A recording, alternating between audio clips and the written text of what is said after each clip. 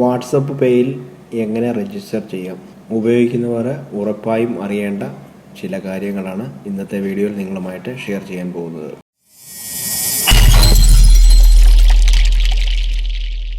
കുറച്ചുനാൾ മുമ്പ് തന്നെ നമ്മൾ കേട്ടിരുന്നതാണ് ഫേസ്ബുക്കിന്റെ ഉടമസ്ഥതയിലുള്ള വാട്സപ്പിലും പേയ്മെന്റ് സംവിധാനം വരാൻ പോകുന്നു എന്നത്. വർഷങ്ങളോളം നീണ്ട നിയമപരമായ തടസ്സങ്ങൾ നേരിട്ട ശേഷം വാട്സപ്പ് ഇന്ത്യൻ പേയ്മെന്റ് മേഖലയിൽ പ്രവേശിച്ചു.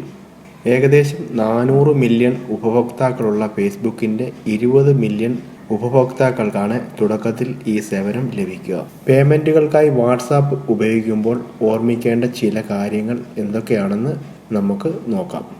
UPI സേവനം. ഗൂഗിൾ പേ, ഫോൺ പേ, ഫിം ആപ്പ് തുടങ്ങിയ പേയ്മെന്റ് പ്ലാറ്റ്ഫോമുകൾ പോലെ തന്നെ പ്രവർത്തിക്കുന്ന ഒന്നാണ് വാട്സപ്പ് പേയും.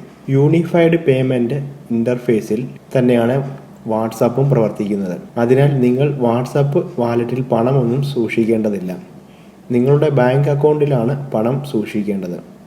അത് മറ്റു ആളുകളിലേക്ക് കൈമാറാൻ വാട്സപ്പ് പേ നിങ്ങളെ സഹായിക്കും എന്നതാണ് ഇതിൻ്റെ പ്രത്യേകത. UPI ID. പേയ്മെൻറ്റുകൾക്കായി രജിസ്റ്റർ ചെയ്യുമ്പോൾ വാട്സാപ്പ് ഒരു പുതിയ UPI ID സൃഷ്ടിക്കും. ആപ്ലിക്കേഷനിലെ പേയ്മെൻറ്റ്സ് വിഭാഗത്തിൽ പോയി നിങ്ങൾക്ക് ഈ ID കണ്ടെത്താനാകും. ഇനി രജിസ്ട്രേഷൻ. വാട്സാപ്പിൽ പേയ്മെൻറ്റുകൾ പ്രവർത്തനക്ഷമമാക്കുന്നതിന് നിങ്ങൾക്ക് ഒരു ബാങ്ക് അക്കൗണ്ടും ഫോൺ നമ്പറും അക്കൗണ്ടിലേക്ക് ലിങ്ക് ചെയ്യേണ്ടതുണ്ട്. ഫോട്ടോകളും വീഡിയോകളും അയക്കാൻ നിങ്ങൾ സാധാരണയായി ഉപയോഗിക്കുന്ന സ്ക്രീനിൻ്റെ ചുവടെയുള്ള അറ്റാച്ച്മെൻറ്റ് ഐക്കണിൽ ക്ലിക്ക് ചെയ്യുമ്പോൾ നിങ്ങൾക്ക് പേയ്മെൻറ്റുകൾ നടത്തുന്നതിനുള്ള ഓപ്ഷൻ കാണാൻ സാധിക്കും. ഇനി ഇതിൻ്റെ നടപടിക്രമങ്ങൾ എന്തൊക്കെയാണെന്ന് നോക്കാം. ആദ്യം രജിസ്റ്റർ ഓപ്ഷനിൽ ക്ലിക്ക് ചെയ്യാൻ വാട്സപ്പ് നിങ്ങളോട് നിർദ്ദേശിക്കും. തുടർന്ന് ഫോൺ കോൺടാക്റ്റ് ഉപയോഗിക്കാനും സന്ദേശങ്ങൾ വായിക്കാനുമുള്ള അനുമതി ആവശ്യപ്പെടും. രജിസ്ട്രേഷൻ പൂർത്തിയാക്കുന്നതിനായി ഒരു UPI പാസ്കോഡും നിങ്ങൾ സജ്ജീകരിക്കേണ്ടതുണ്ട്. നിലവിലുള്ള UPI ആപ്ലിക്കേഷനിൽ നിങ്ങൾക്ക് ഇതിനകം ഒരു UPI പാസ്കോഡ് ഉണ്ടെങ്കിൽ നിങ്ങൾക്ക് അതേ കോഡ് ഇതിലും ഉപയോഗിക്കാവുന്നതാണ്. മറ്റ് പേയ്മെൻറ്റ് ആപ്ലിക്കേഷനുകൾക്കൊപ്പം തന്നെ ഇതും ഉപയോഗിക്കാം.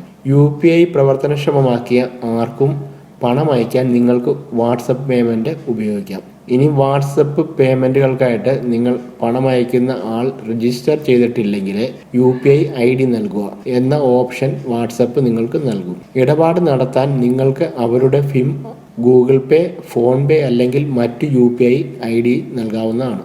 ഫോൺ നമ്പറിൻ്റെയും ബാങ്ക് അക്കൗണ്ട് പരിശോധനയുടെയും സമാന നടപടികൾ ഇതിൽ ഉൾപ്പെടും. ഇനി മറ്റൊരു പ്രത്യേകത, ഇന്ത്യൻ ബാങ്ക് അക്കൗണ്ടുകളുമായി ലിങ്ക് ചെയ്തിട്ടുള്ള ഇന്ത്യൻ നമ്പറുകൾക്ക് മാത്രമേ വാട്സപ്പ് പേ ഉപയോഗിക്കാൻ കഴിയൂ. അന്തർദേശീയ നമ്പറുകളിൽ വാട്സപ്പ് ഉള്ള ആളുകൾക്ക് ഇവ ഉപയോഗിക്കാൻ സാധിക്കുകയില്ല. ഇനി ഇടപാട് പരിധിയും അതിൻ്റെ നിരക്കുകളും എന്താണെന്ന് നോക്കാം.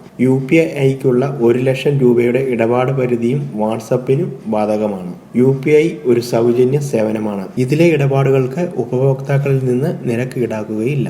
ചില UPI ആപ്ലിക്കേഷനുകൾ ആളുകൾക്ക് അവരുടെ ബാങ്ക് അക്കൗണ്ട് നമ്പറും IFSC കോഡും നൽകി പണം അയക്കാനും ഉപഭോക്താക്കളെ ഇതുമൂലം അനുവദിക്കും. എന്നാൽ വാട്സപ്പിൽ ഈ സേവനം ഇതുവരെ പ്രവർത്തനക്ഷമമാക്കിയിട്ടില്ല.